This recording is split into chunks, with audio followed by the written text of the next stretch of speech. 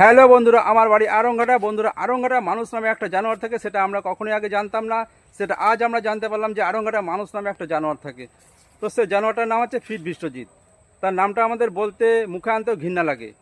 সে নাকি এবার সোশ্যাল মিডিয়ায় কাজ করে, সোশ্যাল মিডিয়া থেকে মাছগুলো কিছু টাকা ইনকাম করে। তো বন্ধুরা, সে জানোয়ারটা মানুষকে এত নোংরা নোংরা ভাষায় ইঙ্গিত করে, এত নোংরা নোংরা ভাষায় ইঙ্গিত করে মানুষকে, সে বলার মতো নয়।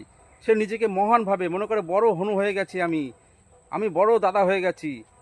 সে যদি একটা হাফ প্যান্ট পরে বলে কি আমি যে হাফ প্যান্টটা পরি, সে হাফ প্যান্টটা দিয়ে তোদের দুটো ফুল প্যান্ট হয়ে যাবে। সে যদি কিছু খাবার খায়, বলে যে আমি যে খাবারটা খাই তোরা সে খাবারটা কখনো চোখেই দেখিসনি। তো বন্ধুরা, সেটা কি মানুষ না জানোয়ার? সেটাকে জানোয়ার বলাটাই উচিত আমার যা মনে হয়। তো বন্ধুরা, এখানেই শেষ নয়। সে আমাদের ভারতের সেনাবাহিনীদের উপরে এত বাজে বাজে নোংরা নোংরা ভাষায় গালাগালি দিয়েছে। সে ভাষাগুলো মানে মুখে বলার মতো নয়। এত বাজে বাজে ভাষায় গালাগালি দিয়েছে ভারতের সেনাদের, সেই গালাগালিগুলো বলার মতো নয়। কি কি ভাষায় গালাগালি দিয়েছে আপনারা নিজেই শুনুন সেগুলো। দেশের জন্য করে কে বাড়া, দেশের জন্য করে। জন খেটে খাস, চাকরগিরি করি, সেটা স্বীকার করবি বাড়া, ঠিক আছে? আর এটা ক্ষমতা রাখবি। তুমি এমন কোনো বাল হয়ে পারোনি বোকাচোদা কোথাকার।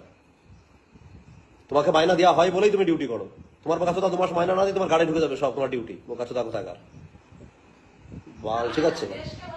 দেশে ভালোবাসা চোদে, তাহলে টাকা নেওয়ার দরকার কি? তাহলে ভালোবাসায় যখন থাকে এখনই বোধহয় ডিএ বাড়া 2% আটকে দিলে গার আন্দোলনে বসে পড়ে, মাইনা কমে গেল, মাইনা কমে। সে তো আরংঘাটার পুরো মান সম্মানটাকে ডুবিয়ে দিয়েছে। আপনারা বলুন এরপরে একে কি করা উচিত?